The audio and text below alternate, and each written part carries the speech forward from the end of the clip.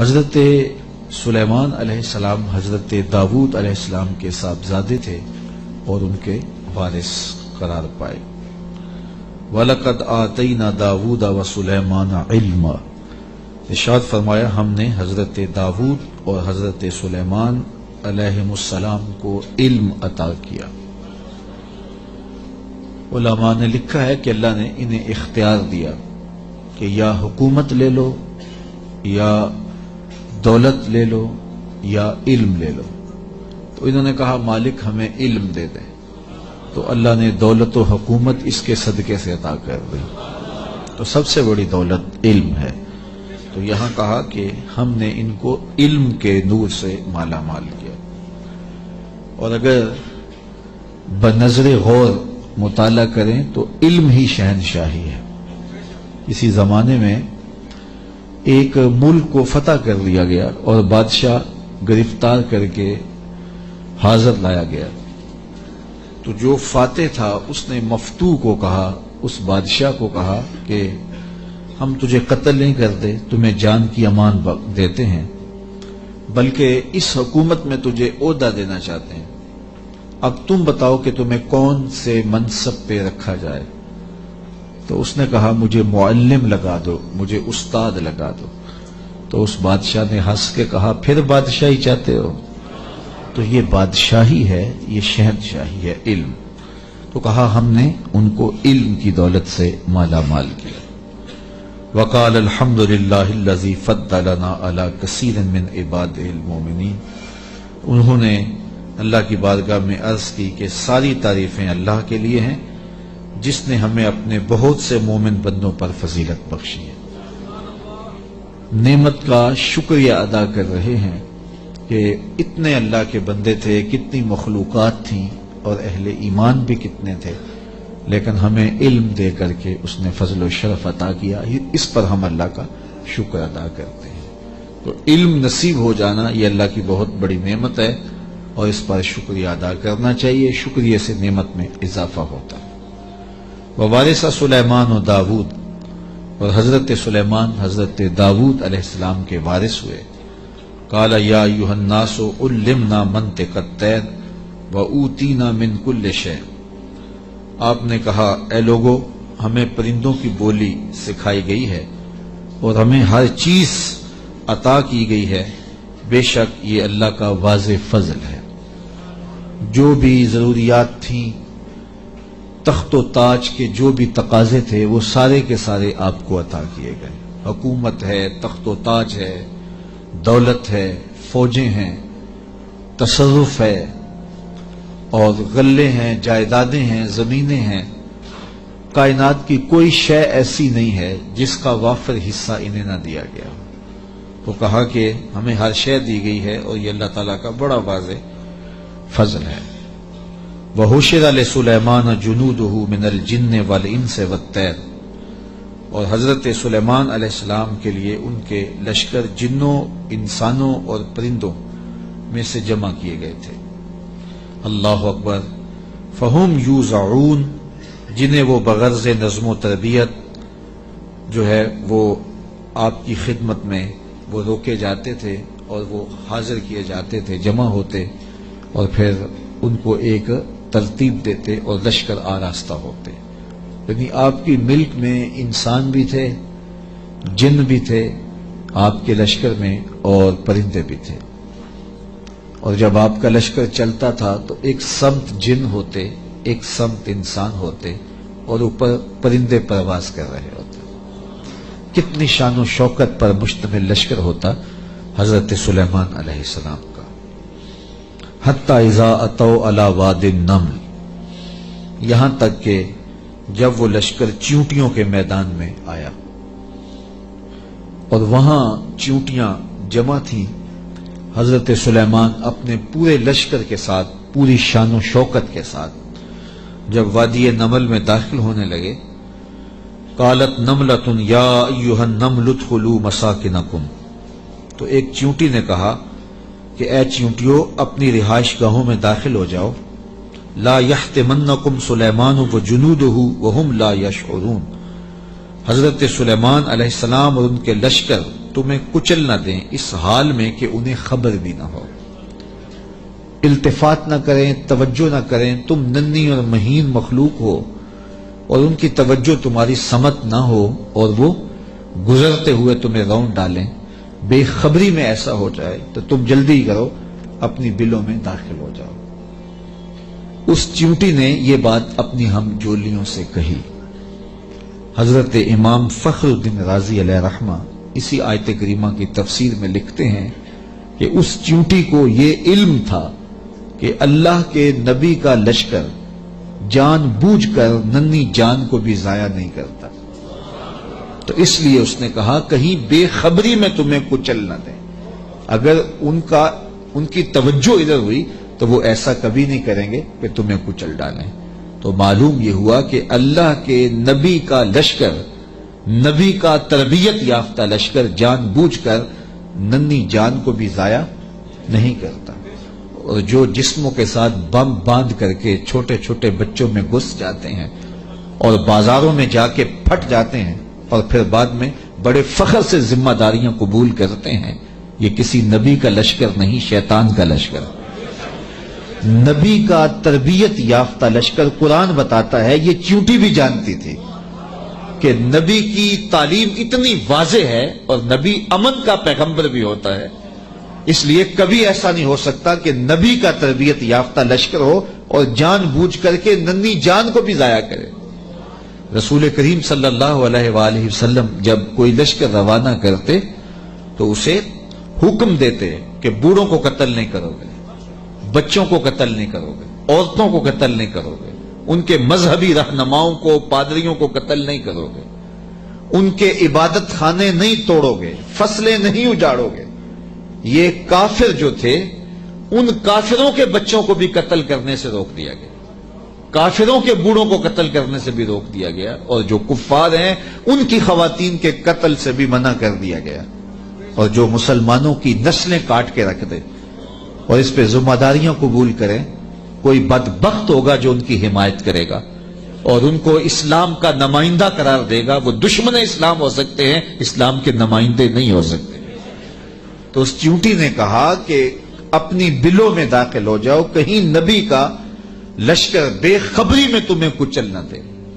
حضرت امام رازی لکھتے ہیں کہ چیونٹی کو یہ علم تھا، اس علم کی وجہ سے اس چیونٹی کو قیامت تک آنے والی چیونٹیوں کا سردار بنا دیا گیا، ملکہ بنا دی گئی قیامت تک۔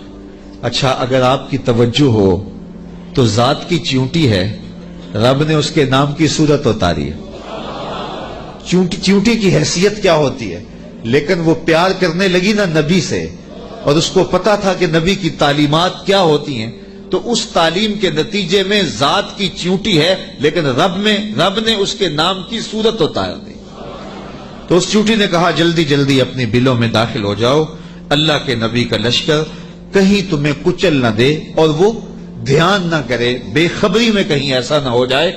اگر خبر ہوگی تو پھر کبھی ایسا نہیں ہو سکتا، کیونکہ نبی کی تربیت یہ ہے، وہ تو زندگیاں بانٹنے آیا ہے، زندگیاں چھیننے تو نہیں آیا، تو یہ ایسا نہیں ہوگا۔ فَتَبَسَّمَ ضَاحِكًا مِّن قَوْلِهَا، تو حضرت سلیمان پیغمبر نے جب چیونٹی کی اس بات کو سنا تو مسکرا پڑے۔ 3 میل دور تھے حضرت سلیمان علیہ السلام، اتنی دور سے چیونٹی نے کہا کہ جلدی جلدی بلوں میں چلی جاؤ، اللہ کے نبی کا لشکر کہیں بے خبری میں تمہیں کچل نہ دے۔ چیونٹی نے یہ بات کی تو حضرت سلیمان نے 3 میل دور سے سن لی اور پھر مسکرا بھی پڑے۔ اب 3 میل دور سے بات سنی جا سکتی ہے والا چیونٹی کی؟ یہ اس حال سے باہر جو چیونٹیاں چل رہی ہیں، کوئی شخص جو بڑا ہی جو ہے وہ باریک سماعتیں رکھتا ہو، کیا وہ یہاں بیٹھ کر کے چیونٹی کی بات جو باہر ہے اس کو سن سکتا ہے؟ چلو جو آپ کے کرسی کے نیچے چل رہی ہے اس کو سن سکتا ہے، اس کی آواز کو، لیکن 3 میل دور سے چیونٹی کی آواز کو اللہ کا نبی سن بھی رہا ہے، اور جو وہ کہہ رہی ہے اس کو سمجھ بھی رہا ہے، اور اس پر تبسم بھی فرما رہا ہے۔ حضرات علماء فرماتے ہیں، جو تیوریات کے ماہرین ہیں، کہ چیونٹی کے منہ میں زبان نہیں ہوتی، پھر اس نے بات کیسے کر لی؟ ایک مہین سا وجود ہے تو اس کے منہ میں زبان نہیں ہوتی، دانت نہیں ہوتے، تو پھر بات کیسے کرتی ہے؟ اور حضرت سلیمان نے سن کیسے لی؟ تو کہا چیونٹی کے منہ کے قریب 2 باریک سے بال ہوتے ہیں، مہین سے 2 ریشے ہوتے ہیں، جب اس نے بات کرنی ہوتی ہے تو ان بالوں کو قریب کر کے رگڑتی ہے، اس رگڑنے سے جو آواز پیدا ہوتی ہے اس سے وہ اپنی ہم جولی کو کوئی میسج دے رہی ہوتی ہے۔ اللہ کے نبی کی شان یہ ہے کہ چیونٹی کے باریک اور مہین بالوں کے رگڑنے سے جو آواز پیدا ہوتی ہے 3 میل دور سے اس آواز کو سنتا بھی ہے اور اس سے جو مفہوم نکلتا ہے اس کو سمجھتا بھی ہے۔ اور یہ اس نبی کی شان ہے جو ہاتھ باندھ کے مسجد اقصی میں تیرے نبی کے پیچھے کھڑا تھا۔ تو جب غلام کی یہ شان ہے تو امام کی شان کا عالم کیا ہوگا؟ یہ شان ہے خدمت گاروں کی، سرکار کا عالم۔ مولوی کا تو دماغ خراب ہو گیا ہے کہ اس کی سماعتوں کو تول رہا ہے جس کے غلاموں کی سماعتوں کو نہیں تولا جا سکتا۔ اللہ اکبر۔ فتبسم ضاحکا من قولہا، یہ میں نہیں کہہ رہا، یہ قرآن کہہ رہا ہے۔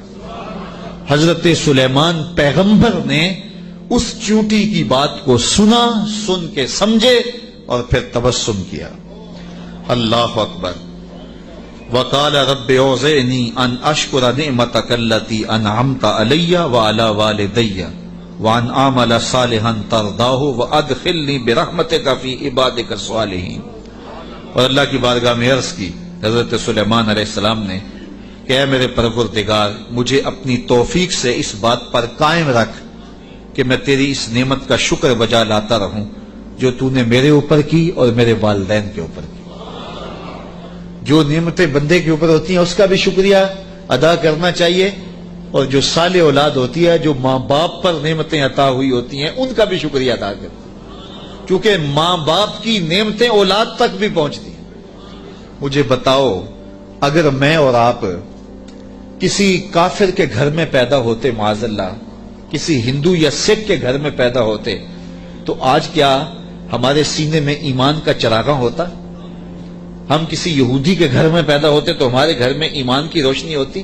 ہم کہتے ہیں ہم بڑے سیانے ہیں، بڑے سمجھدار ہیں، ہم مطالعہ کرتے، ہم مختلف ادیان کو پڑھتے اور پھر مسلمان ہو جاتے۔ کیا ایسا ہوتا یا کہ ہم اسی ظلمت اور اندھیرے میں ہوتے؟ تو پھر ہمارے ماں باپ تھے نا جو مسلمان تھے، اور ہم ان کی آغوش میں آئے تو اللہ نے وہ نور ہمیں بھی دیا۔ تو ہمیں اپنے اوپر ہونے والے اس کرم کا احسان کرنا، احسان جو ہے وہ اللہ کے حضور، اس کا شکر ادا کرنا چاہیے، اور ساتھ یہ بھی شکر ادا کرنا چاہیے کہ مالک تیرا کرم ہے کہ تو نے ہمارے ماں باپ کو دین دیا تھا، اور وہ نعمت ہمیں ان کی وساطت سے نصیب ہو گئی۔ علامہ اقبال کہا کرتے تھے، نام تو از پدر آموختم، حضور آپ کا نام میں نے اپنے باپ سے سیکھا تھا۔ وہ حضور کے عاشق تھے تو میں بھی حضور کا غلام بنا۔ ہمارے ماں باپ حضور کا نام لیتے تھے تو کیا کیفیتیں ہوتی تھی، آنکھوں میں آنسو آ جاتے تھے۔ تو آج چونکہ وہ حضور کے عاشق تھے، وہ حضور سے محبت کرنے والے تھے، وہ اولیاء کی چوکھٹوں پہ جانے والے تھے، تو آج اللہ نے یہ دولتیں ہمارے سینے میں بھی رکھی۔ تو جب اس نعمت کا شکریہ ادا کریں جو ہمارے وجود پر ہیں، تو ان نعمتوں کا شکریہ بھی ادا کریں جو ہمارے والدین پہ ہوئی ہیں۔ تو حضرت سلیمان نے یہ ہمیں شکر کرنے کا ایک عجیب طریقہ دیا، خوبصورت طریقہ دیا، اور عرض کی مالک میں ان نعمتوں کا شکر ادا کرتا ہوں جو تو نے میرے اوپر کی، اور ان نعمتوں کا بھی شکریہ میں ادا کرتا ہوں جو میرے ماں باپ پر کی۔ اللہ اکبر۔ اور مجھے یہ توفیق دے کہ میں ایسے نیک عمل کرتا رہوں جن سے تو راضی ہو۔ اللہ اکبر۔ اور مجھے اپنی خاص رحمت سے اپنے نیک بندوں میں داخل فرما لے۔ حضرت سلیمان علیہ السلام ایک دن اپنے لشکر کا جائزہ لیتے ہوئے پرندوں کی جانب نکلے۔ کیسی شان و شوکت تھی، جنوں پر بھی حکومت، انسانوں پر بھی حکومت، پرندوں پر بھی حکومت۔ وَتَفَقَّدَ الطَّيْرَ، تو آپ نے پرندوں کا جائزہ لیا۔ فَقَالَ مَا لِيَ لَا أَرَى الْهُدْهُدْ، فرمایا میں ہدہد کو نہیں دیکھ رہا۔ اور پھر فرمایا ام کان من الغائبین، وہ واقعی غائب ہو گیا ہے، لَأُعَذِّبَنَّهُ عَذَابًا شَدِيدًا، میں اس کو سخت عذاب دوں گا، او لَأَذْبَحَنَّهُ، یا اس کو میں ذبح کر دوں گا، او لَيَأْتِيَنِّي بِسُلْطَانٍ مُبِينٍ، یا وہ میری جانب میرے پاس اپنے بے قصور ہونے کی کوئی واضح دلیل لائے۔ تین باتیں کی، یا تو سخت عذاب دوں گا، یا ذبح کر دوں گا یا پھر اپنی صفائی میں کوئی مضبوط دلیل لائے۔ حضرت سلیمان علیہ السلام بیت اللہ کی حاضری کے بعد واپس آ رہے تھے اور صنعاء کے مقام پہ جو یمن کا شہر ہے وہاں آپ نے پڑاؤ کیا اور وہاں آپ نے جانوروں کا جائزہ لیا اور وہاں ہدہد کو نہ دیکھا۔ مفسرین فرماتے ہیں جب پانی کی ضرورت ہوتی تو ہدہد کو حاضر کیا جاتا اور یہ ہدہد جو تھا وہ پھر بتاتا کہ کس جگہ پانی ہے۔ یہ جانوروں کے اندر انجینئر ہے، اللہ نے اس کو بڑی طاقت دی۔ حضرت ابو ہریرہ رضی اللہ تعالیٰ عنہ نے جب فرمایا نا کہ یہ بڑی قوتوں سے مالا مال کیا گیا ہے، اس کی نظر بڑی تیز ہوتی ہے، تو کسی نے حضرت ابو ہریرہ سے کہا کہ چھوٹے بچے جب دھاگا لگا کے جال لگا کے جو ہے وہ پھاہی لگاتے ہیں تو یہ ہدہد پھنس جاتا ہے، جس کو زمین کی تہ میں پانی نظر آ جاتا ہے اس کو وہ جال نظر نہیں آتا۔ تو حضرت ابو ہریرہ بولے تقدیر کا جال نظر نہیں آتا، تو تقدیر کا جال بڑا ڈاڈا ہوتا ہے، وہ نظر نہیں آتا۔ یہ آپ نے ایک جانور دیکھا ہوگا کن کھجورا، اس کے 100 پاؤں ہوتے ہیں، 100 پاؤں، اور یہ جو سانپ ہوتا ہے اس کے کوئی پاؤں نہیں ہوتے، یہ اپنے جسم کو بل دے کے آگے بڑھتا ہے، اور کن کھجورا اس کے 100 پیر ہوتے ہیں، اور سانپ کی مرغوب غذا ہے کن کھجورا، اور جب اس کو یہ نظر آئے تو یہ دوڑتا ہے اور سانپ پیچھے دوڑ کے اس کو شکار کر لیتا ہے۔ تو کسی نے کن کھجورے سے پوچھا کہ تیرے 100 پیر ہیں اور سانپ کا ایک بھی نہیں ہے اور پھر بھی تو پکڑا جاتا ہے؟ اس نے کہا تقدیر کے آگے پاؤں نہیں چلتے۔ تو کہا کہ وہ دھاگا تقدیر کا ہے، وہ ہدہد کو نظر نہیں آتا اور وہ بچے اسے پکڑ لیتے ہیں۔ تو ہدہد حضرت سلیمان علیہ السلام کا درباری پرندہ تھا، اور حضرت سلیمان علیہ السلام اس سے محبت کرتے تھے، یہ بھی اللہ کے نبی سے پیار کرتا تھا، بلکہ صاحب روح البیان نے ہدہد کے عنوان سے بڑی باتیں لکھی ہیں، کچھ لطیفے بھی ذکر کیے ہیں۔ کہتے ہیں ایک دن یہ ہدہد چونکہ لاڈلا پرندہ تھا حضرت سلیمان کا، تو حضرت سلیمان علیہ السلام کو کہنے لگا کہ میں آپ کے لشکر کی دعوت کرنا چاہتا ہوں۔ آپ نے کہا اتنا بڑا لشکر ہے اور تو میرے لشکر کی دعوت کرے گا؟ کہا جناب دعوت قبول کیجیے۔ تو کہا ٹھیک ہے، آج دوپہر کو میں آپ کے لشکر کی دعوت کروں گا۔ جب دوپہر کا وقت آیا تو دریا کنارے لشکر نے پڑاؤ کیا ہوا تھا، تو ہدہد کبھی دائیں کبھی بائیں اڑانے بھر رہا ہے۔ تو کہا میاں وقت ہو گیا ہے، اب لاؤ نہ کھانا، تم نے آج ہماری دعوت کی ہے۔ کہا جی اسی کا انتظام کرنا۔ تھوڑی دیر کے بعد اس نے فضا میں ایک چڑیا شکار کی اور اس کو فضا میں توڑ کر کے پانی میں پھینک دیا اور لشکر کو آواز دی جس کے ہاتھ میں بوٹی آتی ہے بوٹی لے لے، باقی شوربہ پی لے۔ تو اس پرندے سے چونکہ بڑا پیار تھا، جب اس کو نہ دیکھا تو غصے میں آ گئے، کہا ما لیا لا اری الہدہد، میں ہدہد کو نہیں دیکھ رہا، کیا وہ واقعی غائب ہے؟ اچھا میں اس کو ذبح کر دوں گا یا سخت سزا دوں گا یا پھر وہ مجھے اپنی بے گناہی کی کوئی دلیل پیش کرے۔ اب ہدہد کہاں چلا گیا؟ حضرات مفسرین لکھتے ہیں کہ وہ حضرت سلیمان علیہ السلام استراحت کرنے لگے تو وہ اڑ کے قریب ایک باغ میں چلا گیا، وہاں ایک اور اس کا ہم جنس ہدہد بیٹھا ہوا تھا۔ اس نے پوچھا کدھر سے آئے ہو؟ اس نے کہا کہ میں اپنے نبی کے ساتھ گیا تھا، اپنے شہنشاہ کے ساتھ گیا تھا، اور ان کی حکومت جنوں پر بھی ہے، انسانوں پر بھی ہے، پرندوں پر بھی ہے۔ تو اس نے کہا کہ میری جو بادشاہ ہے میرے ملک وہ عورت ہے اور اس کا ایک تخت بہت بڑا، آؤ میں تمہیں دکھاؤں۔ تو وہ ہدہد کو ساتھ لے گیا اور اتنے میں دیر ہو گئی۔ حضرت سلیمان غصے میں آ گئے، کہا کدھر ہے؟ لاؤ اسے حاضر کرو۔ آپ کا جو درباری شہباز تھا وہ اڑا فضا میں بلند ہوا تو ہدہد آتا دکھائی دیا، تو اس نے اس کے اوپر جھپٹ کے حملہ کرنا چاہا، تو ہدہد نے کہا تجھے واسطہ دیتا ہوں اس رب کا جس نے تجھے میرے پہ طاقت دی ہے، مجھے اپنا معاملہ حضرت سلیمان کے پاس جا کے پیش کر لینے دے۔ کہا انہوں نے کہا ہے کہ تجھے قتل کر دوں گا، ذبح کر دوں گا یا تجھے سخت سزا دوں گا، اب تو بچ نہیں پائے گا۔ تو ہدہد نے کہا کہ انہوں نے کوئی استثناء بھی کیا تھا؟ کہا ہاں انہوں نے کہا تھا یا کوئی مضبوط خبر لائے، اپنا معقول عذر پیش کرے۔ کہا پھر خیر ہے۔ اب ہدہد حضرت سلیمان کے پاس آیا اور مفسرین کہتے ہیں اس نے اپنے پر جھکا لیا اور دل بھی جھکا لی اور حضرت سلیمان کے سامنے عرض کی کہ اس رب سے ڈریے جس کے حضور آپ رب قیامت کے دن پیش ہوں گے۔ بس یہ بات کہنے کی دیر تھی کہ حضرت سلیمان کا غصہ ٹھنڈا ہو گیا۔ تو میں بتاؤ کدھر گئے تھے؟ تو ہدہد نے کیا جواب دیا، سنو قرآن کیا کہتا ہے، فَمَكَثَ غَيْرَ بَعِيدٍ، تو پس وہ تھوڑی ہی دیر ٹھہرا تھا، کہ وہ حاضر ہو گیا، اور حاضر ہو کے اس نے کہا فقال، اس نے کہا احطت بما لم تحط به وجئتک من سبأ بنبأ یقین، اس نے کہا کہ حضور میں ایسی بات معلوم کر کے آیا ہوں جس پر شاید آپ مطلع نہ تھے، اور میں آپ کے پاس ملک سبا کی ایک یقینی خبر لایا ہوں۔ آپ نے اس چیز کا مشاہدہ نہیں کیا جس کا میں مشاہدہ کر کے آیا ہوں، تو میں ایک یقینی خبر آپ کو جو چشم دید ہے وہ بتانا چاہتا ہوں۔ حضرت سلیمان نے کہا بتاؤ، کہا انی وجدت امرأۃ تملکہم وأوتیت من کل شیء ولہا عرش عظیم، اس نے کہا میں ایک ایسی خاتون کو دیکھا ہے جو بادشاہت کے تخت پہ براجمان ہے، میں نے ایک ایسی عورت دیکھی ہے وہاں جو ان پر حکومت کرتی ہے اور اقتدار کی مسند پہ بیٹھی ہے، اور اسے ملکیت و اقتدار میں ہر چیز بخشی گئی ہے، اور اس کے پاس بہت بڑا تخت ہے۔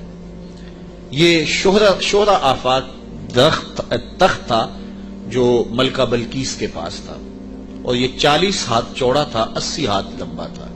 شرعی ہاتھ جب کہا جاتا ہے تو وہ کونی تک ہوتا ہے، تو گویا دوسرے لفظوں میں 1.5 فٹ کا ایک ہاتھ لگائیں تو یہ 60 ہاتھ چوڑا تھا، اور 120 ہاتھ جو ہے وہ لمبا تھا۔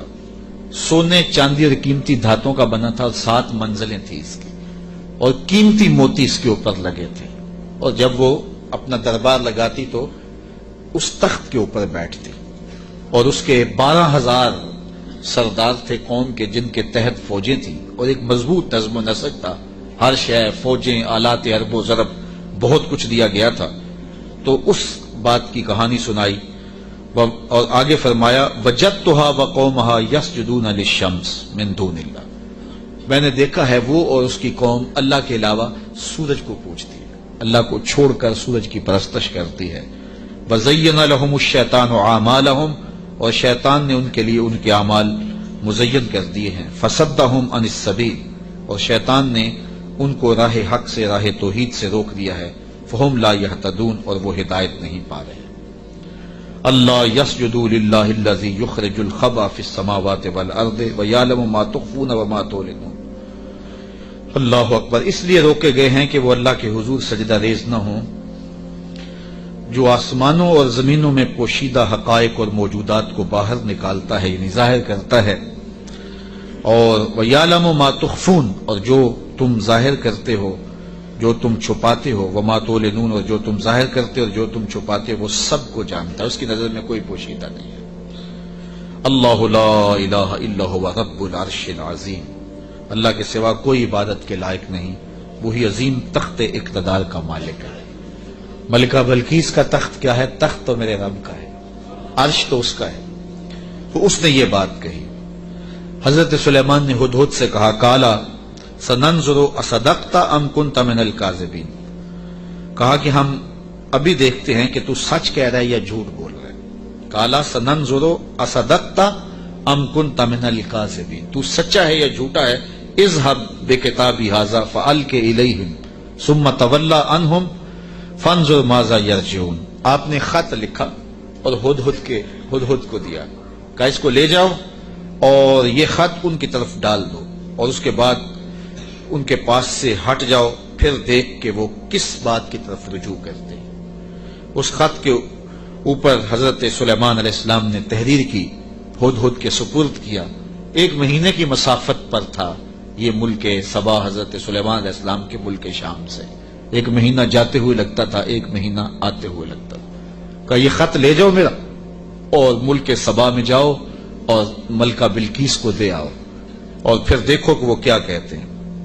ہدہد نے خط پکڑا، بادشاہ تخت پہ بیٹھی تھی، اس نے جا کے خط پھینک دیا۔ جب ملکہ نے خط پکڑا اور اس کو کھولا اور پڑھا، نبی کی جلالت تھی، کیونکہ صرف بادشاہ نہیں تھے، نبی بھی تھے، تو کہتے اس کا وجود کانپنے لگا، اور اس نے اپنی قوم کے سرداروں کو کہا کہ قالت یا ایھا الملأ انی القی الی کتاب کریم، اے میری قوم کے سرداروں، میری طرف ایک عزت والا خط ڈالا گیا ہے۔ علماء تفسیر نے لکھا ہے کہ یہ لفظ ہی اس کے لیے بہتری کی ضمانت بن گیا کہ اس نے نبی کے خط کو عزت والا خط کہا. بعد میں جو ہوا اور پھر وہ متی ہوئی اور اللہ نے اس کے لیے بہتریوں کے دروازے کھولے، وہ اس کی اس تکریم کی وجہ سے. خسرو پرویز کی جانب میرے رسول کریم صلی اللہ علیہ وسلم نے خط بھیجا تھا تو اس نے ٹکڑے کر دیے تھے. تو آقا کریم علیہ السلام نے جب سنا تو فرمایا اللہ اس کی سلطنت کے ٹکڑے کرے گا، اور ایسے ہوا. تو پرویز نے حضور کا خط پھاڑا تھا تو ذلیل و رسوا ہو گیا، اور اس نے اللہ کے پیغمبر کے خط کو سینے سے لگایا اور کہا یہ عزت والا خط ہے جو میری جانب ڈالا گیا ہے. انہ من سلیمان، بے شک یہ حضرت سلیمان کی طرف سے ہے. وانہ بسم اللہ الرحمن الرحیم، اور بے شک اس میں یہ لکھا ہے کہ اللہ کے نام سے شروع جو رحمان اور رحیم ہے. تو یہ خط سلیمان علیہ السلام کی جانب سے لکھا گیا تھا، اور وہاں اس زمانے میں خط لکھنے والا اپنا نام پہلے لکھتا تھا، پھر مضمون خط کا لکھتا تھا. تو آپ نے پہلے کہا انہ من سلیمان وانہ بسم اللہ الرحمن الرحیم اللہ تعالی علیہ واتونی مسلمین. 2 لفظ لکھے. آپ نے کہا خط کا مضمون یہ تھا تم مجھ پر سر بلندی نہ چاہو، مجھ سے بڑا بننے کی کوشش نہ کرنا، سر بلندی نہ چاہو، اور فرما بردار ہو کے میرے پاس حاضر ہو جاؤ. بس 2 لفظ تھے، حضرت سلیمان کی مہر تھی، اور یہ خط ہدہد نے جا کے ملکہ بلقیس کو دیا. اس کا وجود کانپنے لگا. پھر وہ سنبھلی اور اپنے سرداروں سے کہنے لگی قالت یا ایھا الملؤ افتونی فی امری ما کنت قاطعۃ امرا حتی تشہدون. اے میرے درباریوں، تم مجھے بتاؤ اس معاملے میں کیا تمہارا مشورہ ہے، چونکہ میں کسی بھی معاملے میں قطعی فیصلہ کرنے سے قبل تمہیں حاضر کرتی ہوں اور تم سے مشورہ لیتی ہوں. مشورے کے بغیر میں نے آج تک کبھی قدم نہیں اٹھایا، اور یہ میرا معمول ہے. اب یہ خط آیا ہے، اس کا یہ مضمون ہے جو میں تمہیں سنایا ہے، اب تم بتاؤ کہ اب کیا کیا جائے. اب 12,000 سردار تھے اور ان کے ماتحت فوجیں تھیں. قالو بولے نحن اولو قوت و اولو باس شدید، کہنے لگے کہ ہم طاقتور ہیں، سخت جنگجو ہیں، اور ہم لڑنے کے لیے تیار ہیں. قوم کا مورال بلند ہے، فوجیں پوری طاقت میں ہیں، آلات حرب و ضرب بھی ہیں، کوئی کمزوری نہیں ہے. آپ اگر حکم دیں تو ہم حاضر ہیں. والامر الیک فانظری ماذا تامرین، لیکن معاملہ آپ کے ہاتھ میں ہی ہے، حکم آپ کا ہی چلے گا، لیکن ہماری جانب سے کوئی کمزوری نہیں، ہم بالکل تیار ہیں، مستعد ہیں، فعال ہیں، فوجیں تیار ہیں، مورال بلند ہے، لڑنے کے لیے آمادہ ہیں. تو اب آپ کا حکم ہے، کیا آپ حکم دیتی ہیں؟ قالت ان الملوک اذا دخلوا قرية افسدوها وجعلوا اعزة اهلها اذلة. ملکہ نے کہا کہ بے شک جب بادشاہ کسی بستی میں داخل ہوتے ہیں تو اسے برباد کر دیتے ہیں اور وہاں کے باعزت لوگوں کو ذلیل و رسوا کر ڈالتے ہیں، اور یہ لوگ یعنی بادشاہ اسی طرح کریں گے. تو اگر تم مجھے موقع دو، اور میرا مشورہ یہ ہے کہ میں وَإِنِّي مُرْسِلَةٌ إِلَيْهِمْ بِهَدِيَّةٍ، میں پہلے ان کی طرف کوئی ہدیہ بھیجتی ہوں. ہم لڑائی کا طبل نہ بجائیں، ہم پہلے ان کی طرف ہدیہ بھیجیں، پہلے دیکھیں. فناظرتم بما یرجو المرسلون، پھر ہم دیکھتے ہیں کہ جو ہمارے قاصد گئے ہیں وہ کیا پیغام لاتے ہیں. اگر وہ ہمارے ہدیے کو قبول کر لیتے ہیں اور کوئی ہماری سیٹنگ ہو جاتی ہے تو پھر تو لڑائی کی ضرورت نہیں ہے. لڑائی بہت خطرناک ہوتی ہے، اس کے انجام بڑے بھیانک ہوتے ہیں. وہ تھی بڑی سمجھدار.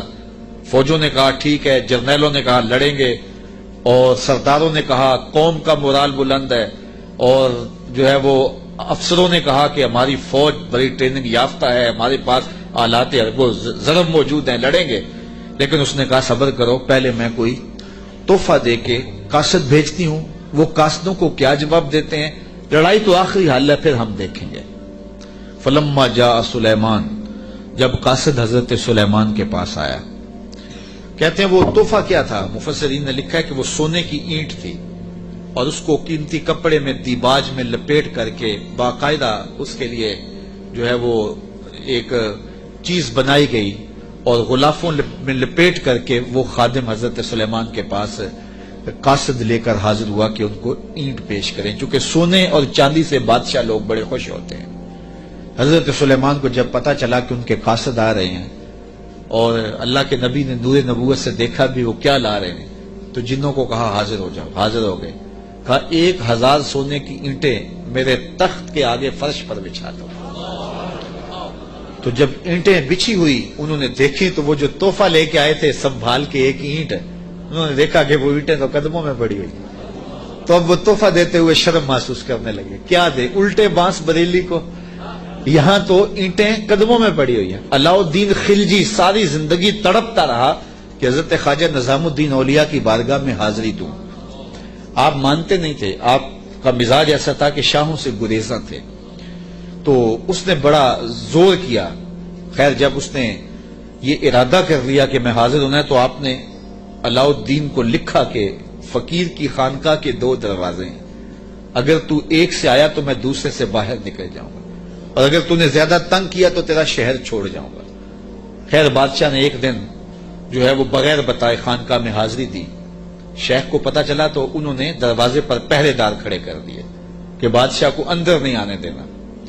بادشاہ نے ان کے تیور پڑے فقیروں کے، تو یہ جو پیروں کے مرید ہوتے تو دیوانے ہیں، کہا کہ یہ تو مر جائیں گے لیکن شیخ کے دروازے سے اندر نہیں جانے دیں گے۔ تو بادشاہ کو شرارت سوجی تو اس نے کاغذ کے ٹکڑے پہ لکھا کہ یہ کیا ہوا کہ بادشاہوں کے دروازوں پہ بھی بواب چوکیدار اور فقیروں کے دروازے پہ بھی بواب۔ تو اندر سے شیخ نے اسی کاغذ کے ٹکڑے پہ بیک پہ اس کی پشت پہ لکھ کے بھیجا، فرق یہ ہے کہ بادشاہوں کے درباروں پر جو بواب ہوتے ہیں وہ فقیروں کو روکنے کے لیے ہوتے ہیں، اور جو فقیروں کی چوکھٹ پہ بواب ہوتے ہیں وہ امیروں کو روکنے کے لیے ہوتے ہیں۔ بادشاہ کہنے لگا کہ مجھے حضرت کی خانقاہ تو دیکھنے کی اجازت ہوگی۔ خدام نے کہا کوئی حرج نہیں ہے۔ تو وہ خانقاہ لنگر خانہ دیکھنے لگا، بہت بڑی خانقاہ تھی۔ تو جب وہ استبل میں گیا تو کیا دیکھا کہ جو گھوڑے ہیں ان کی جو میخیں ہیں، قلعے ہیں، وہ چاندی کے ہیں، اور جو ان کے پاؤں میں زنجیریں پڑی ہوئی ہیں جن سے وہ بندھے ہوئے ہیں وہ زنجیریں سونے کی ہیں۔ تو بادشاہ بڑا حیرت زدہ ہوا، تو اس نے پھر کاغذ کے ٹکڑے پہ لکھا کہ یہ کیا ہوا کہ بادشاہوں کے پاس بھی سونا اور چاندی اور فقیروں کے پاس بھی سونا اور چاندی، فرق کیا ہوا؟ تو شیخ نے جواب میں لکھ کے بھیجا، فرق یہ ہے بادشاہ خزانوں میں سنبھال کے رکھتے ہیں، فقیر گھوڑوں کے قدموں میں ڈال کے رکھتے ہیں۔ تو حضرت سلیمان علیہ السلام نے 1000 اینٹ بچھوا دی۔ آپ جانتے ہیں جب بہار چین آیا نا حضرت عمر کے زمانے میں، جب ایران فتح ہوا تو سب سے دنیا کے اس وقت نامور اشیاء میں سے بہار چین ایک بہت بڑا قالین تھا، جس کو بہار چین پہ بٹھا دیا جاتا وہ ناز کرتا ہے کہ میں بہار چین پہ بیٹھے۔ آج وہ کسی کو وہ سرخ قالین پہ جو ہے وہ لے کے جاتے ہیں تو کہتے ہیں میرے لیے سرخ قالین بچھائے گئے، امریکہ میں یا جو ہے وہ میرے لیے جو ہے وہ برطانیہ میں یہ اعزاز دیا گیا ہے کہ مجھے سرخ قالینوں پہ میرا استقبال کیا گیا، سرخ قالین بچھائے گئے۔ بہار چین یہ ایک ایسا قالین تھا کہ جس پہ بیٹھ جانا اور جس پہ چلے جانا یہ بڑے دنیا کے لوگ جو ہیں وہ فخر سمجھتے تھے۔ جب حضرت فاروق اعظم کا زمانہ آیا تو یہ علاقہ فتح ہوا تو یہ اونٹوں پہ لاد کر کے یہ بہار چین مدینے بھیجا گیا۔ تو حضرت عمر کے پاس جب بہار چین آیا تو کہا کہ اب اس کو کہاں رکھے؟ تو کسی نے کہا جی مسجد نبوی میں بچھائیں۔ کہا یہ مسجد نبوی میں بچھائیں؟ وہاں کی جو چٹائیاں ہیں اس قالین سے افضل ہیں، وہاں اس کو یہاں نہیں بچھائیں گے تو کہاں رکھے؟ حضرت عمر نے حکم دیا کہ مسجد نبوی کے باہر جہاں لوگ جوتے اتارتے ہیں وہاں رکھا جائے، اور وہ بہار چین جس پہ لوگ بیٹھنا اعزاز سمجھتے لوگ وہاں جوتے پوچھ کے گزرتے تھے۔ تو فقیروں کی نظر میں کیا چیز ہوتی ہے ان چیزوں کی؟ تو 1000 اینٹ جب بچھی ہوئی دیکھی تو وہ کیا تحفہ دیتے؟ حضرت سلیمان علیہ السلام نے کہا کالا اتمدوننی بمال، تم مجھے مال سے میری مدد کرتے ہو؟ تم کیا سمجھتے ہو تم میرے پاس جو ہے وہ مال و دولت سے میری مدد کرنا چاہتے ہو؟ فما آتانی اللہ خیر مما آتاکم، اللہ نے جو مجھے دیا ہے وہ اس سے بہتر دیا ہے جو تم کو دیا ہے، تمہارے سے بہتر مجھے نوازا ہے۔ بل انتم بہدیتکم تفرحون، بلکہ اپنے ہدیے پہ تم خوش ہو کہ یہ مال ہے، ہم مال کے ہدیے کو قبول نہیں کرتے۔ ایک طرف سورج کو پوجا جا رہا ہے، رب کے ساتھ شریک ٹھہرایا جا رہا ہے، اور میں ایک اینٹ لے کے راضی ہو جاؤں سونے کی اور تم اللہ کی مخالفت کرتے رہو۔ یہاں سمجھنے کے لیے بہت کچھ ہے کہ اللہ کے حکموں کی نافرمانی کر رہا ہو اور پیر صاحب کو نذرانہ دے دے اور پیر صاحب یہیں چپ ہو جائے کہ کوئی نہیں مجھے نذرانہ مل گیا، یہ سمجھنے کے لیے کافی ہے۔ سونے کی اینٹ لے کے آئے ہیں، فرمایا وہ بتوں کو پوج رہے ہیں، وہ سورج کو پوج رہے ہیں اور مجھے اس نذرانے سے چپ کروانا چاہتے ہیں، ایسا نہیں ہوگا۔ اور آپ نے اس قاصد کو پیغام دیا، ارجع الیہم، جا ان کے پاس اور ان کو بتا جا کے کہ فَلَنَاتِيَنَّهُمْ بِجُنُودٍ لَا قِبَلَ لَهُمْ بِهَا وَلَنُخْرِجَنَّهُمْ مِنْهَا أَذِلَّةً وَهُمْ صَاغِرُونَ، ان کو جا کے بتا کہ ہم ایسا لشکر لے کے آ رہے ہیں جس کا تم مقابلہ نہیں کر پاؤ گے اور تمہیں ذلیل کر کے رسوا کر کے شہروں سے نکالیں گے، تیار ہو جاؤ۔ حضرت سلیمان نے اس قاصد کو پیغام بھیجا۔ جب اس نے جا کے پیغام دیا اور حضرت سلیمان کے دربار کی کہانیاں سنائیں تو پھر لڑائی کی ہمت کس کو ہوتی؟ نبی کو اللہ نے روب دیا ہوتا ہے، نبی کا روب جو ہے وہ لوگوں پہ پڑ جاتا ہے۔ اللہ اکبر، تو کس کو ہمت ہوتی؟ ملکہ بلقیس نے کہا کہ اب میں خود جاتی ہوں، تو وہ خود تیار ہوئی اور وہ حضرت سلیمان کی بارگاہ میں حاضر ہونے کے لیے ملک سبا سے چلی۔ ادھر بھی وقت گزرتا گیا، جب 3 فرسخ دور وہ دربار سے رہ گئی، 1 فرسخ اور 3 فرسخ 5 کلومیٹر لگا لیں، آپ یہ کہہ لیں کہ وہ بائی پاس پہ یا وہ یہ چناب پل پہ اتنے فاصلے پہ جب اس کا آنا ہوا تو حضرت سلیمان بیٹھے تھے اور آپ نے اپنے درباریوں سے کہا، قال یا ایھا الملأ ایکم یاتینی بعرشھا قبل ان یاتونی مسلمین۔ دربار لگا تھا، جن بھی بیٹھے تھے، انسان بھی بیٹھے تھے، پرندے بھی تھے۔ آپ نے کہا میرے درباریوں، وہ بلقیس آ گئی ہے، یہاں قریب ہی آ گئی ہے، تو اس کا وہ تخت جس پہ اسے ناز ہے، کوئی ہے جو اٹھا لائے اس کے لانے سے پہلے؟ کیسی شان حضرت سلیمان کی، وہ بائی پاس پہ آ گئی ہے اور تخت 1 مہینہ جاتے ہوئے لگتا ہے، 1 مہینہ آتے ہوئے لگتا ہے۔ یہ طاقتیں ہیں اللہ کے بندوں کی، اللہ اکبر۔ تو کہا وہ تو ادھر آ گئی ہے، تو کوئی ہے جو اس کا تخت جا کے جلدی جلدی اٹھا لائے؟ تو جب آپ نے یہ بات کہی تو ایک جن اٹھا، قال عفریت من الجن انا آتیک بہ، ایک جن کہنے لگا حضرت میں لاتا ہوں۔ کب لاؤ گے؟ قبل ان تقوم من مقامک، آپ کی مجلس ختم ہونے سے پہلے پہلے حاضر کر دیتا ہوں۔ اور مجلس ختم ہوتی تھی زوال کے وقت، دوپہر کے وقت، صبح شروع ہوتی اور دوپہر کو ختم ہو جاتی، تو کچہری لگی تھی، کہا کچہری ختم ہونے سے پہلے پہلے میں لے آتا ہوں۔ وَإِنِّي عَلَيْهِ لَقَوِيٌّ أَمِينٌ، طاقتور بھی ہوں، لے بھی آؤں گا اور امین بھی ہوں، کوئی ایک موتی بھی ضائع نہیں ہوگا، تو تخت میں لے کے آتا ہوں۔ اور 1 مہینہ میں نے عرض کیا جاتے ہوئے لگتا ہے، 1 مہینہ کئی ہاتھ موٹا تھا، 7 منزلیں تھیں، 40 ہاتھ چوڑا تھا، 80 ہاتھ لمبا تھا، سونے اور چاندی اور قیمتی جواہر سے مرصع تھا اور 7 کوٹریوں میں مکفل تھا، تالے لگے تھے، پہرے دار کھڑے تھے، جیب میں ڈال کے بھی لانا ہو پھر بھی 2 مہینے چاہیے۔ اور اس تخت کو لانے کا کہا دوپہر تک لے آتا ہوں۔ بڑی بات تھی نا، حضرت سلیمان خوش ہو جاتے کہ بڑی بات ہے، تو میں نہیں، مجھے اس سے بھی پہلے چاہیے، مجھے اس سے بھی پہلے چاہیے۔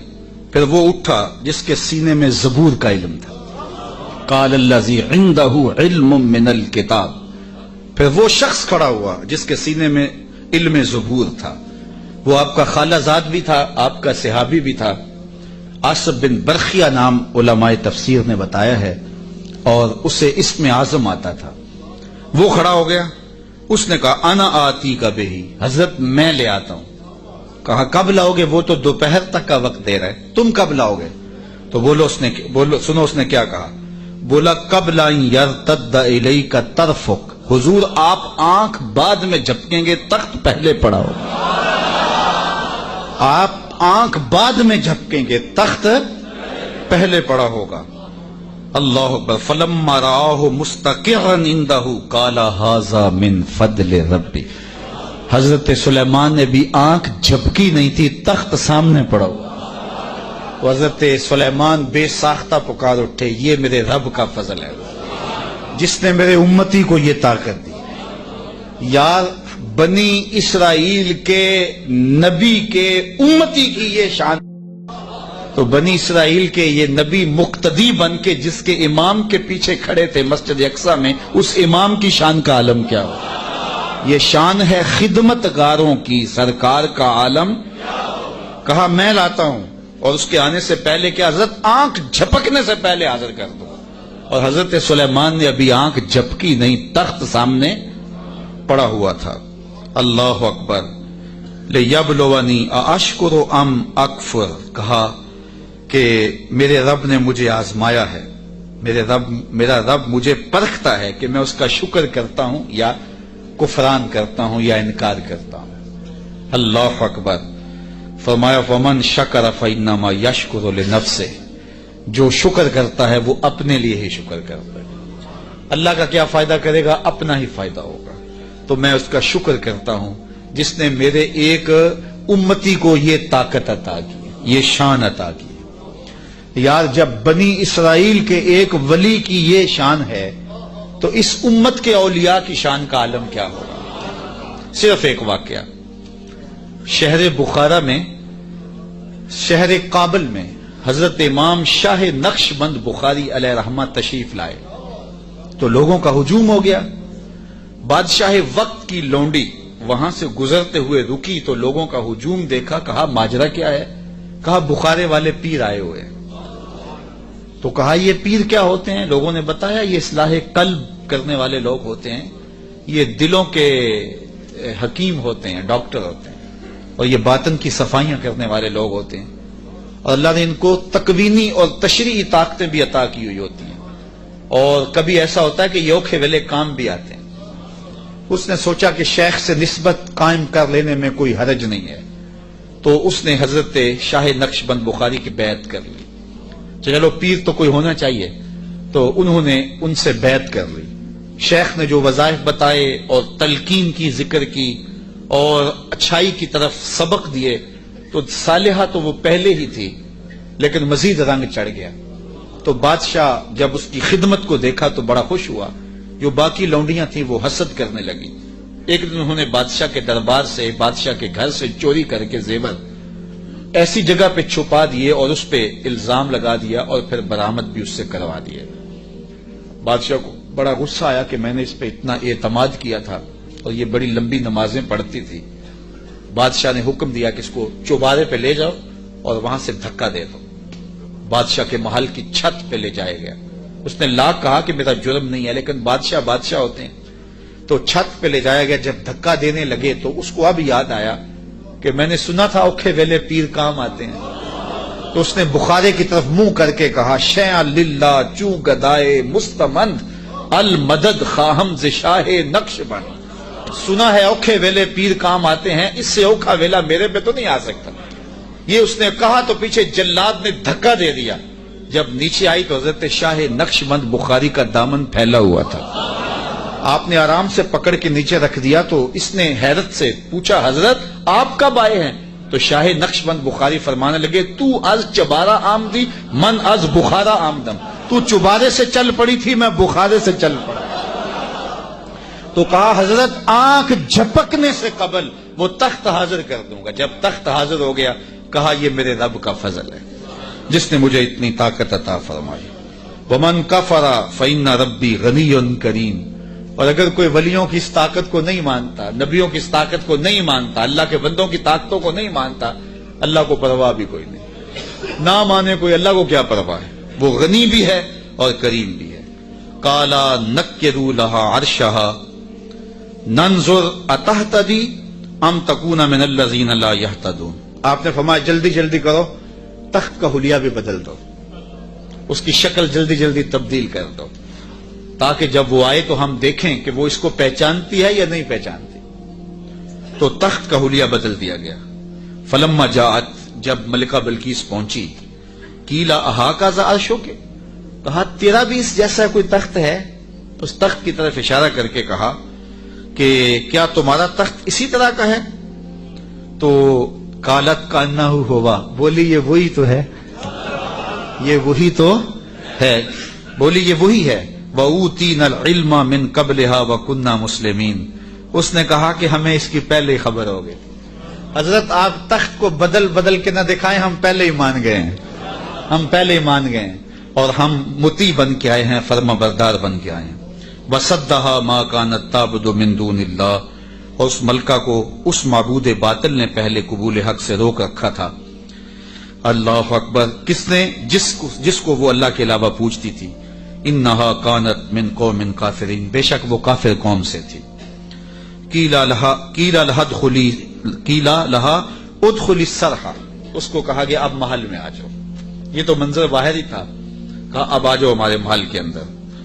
जब महल में दाखिल हुई, फलम्मा रअतहु हसिबतहु लुज्जा, ऐसे किया गया था कि पानी डाल करके हौज बना के उसमें पानी डाला, मछलियां डाले और उस ऊपर एक शीशा रख दिया, और वो शीशा इतना खूबसूरत था और इतना लतीफ था कि महसूस नहीं हो रहा था शीशा है, लगता था आगे तालाब है, तो और कोई रास्ता भी नहीं था।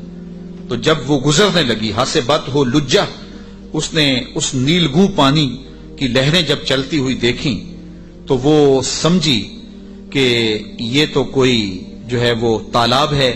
वकशफत अन साक़ैहा, उसने अपनी पिंडलियों से कपड़ा ऊपर कर लिया। काला इन्नहु सरहुम मुमर्रदुम मिन क़वारीर, तो हजरत सुलेमान अलैहिस्सलाम ने फरमाया कि ये गहरे पानी का तालाब नहीं है, बल्कि ये तो शीशों का जुड़ा हुआ महल के, शीशों से जुड़े हुए महल का सेहन है, और ये जो है वो ऐसा माजरा नहीं है, तो अपने लिबास को ऊपर कर ले।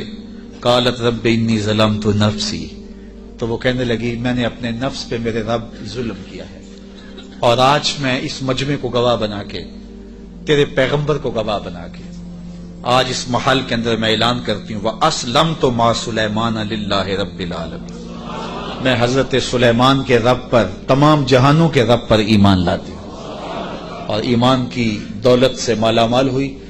फिर हजरत बिल्कीस का निकाह क्या हजरत सैयदना सुलेमान से हुआ या दूसरी रिवायत के मुताबिक तुब्बा यमन से हुआ, इसके बारे में रिवायात मुख्तलिफ हैं, मुफस्सिरीन ने दोनों बातें लिखी हैं। तो अल्लाह के नबी की शान ही क्या निराली थी।